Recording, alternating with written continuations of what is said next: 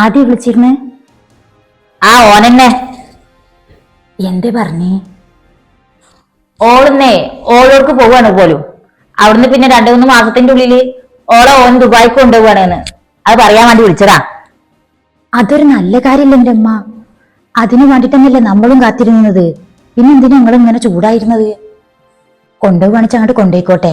All ഇവിടെ നിന്നാലേ നമ്മളുള്ള സമാധാനം കൂടി ഇല്ലാണ്ടാവുള്ളൂ. ഓളെ കൊണ്ടുപോകണ ഒരു ചുക്കില്ല പെണ്ണെ. ഞാൻ അത് ആലോചിച്ചിട്ടല്ലേ ഈ ആദ്യ കയറിയിരിക്കണത്. പിന്നെന്താ?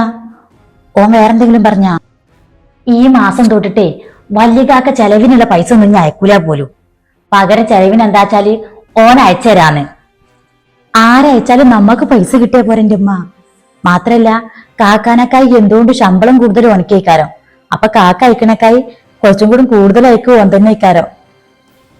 ഇന്റെ പെണ്ണെ, ഓന് ചെലവിന്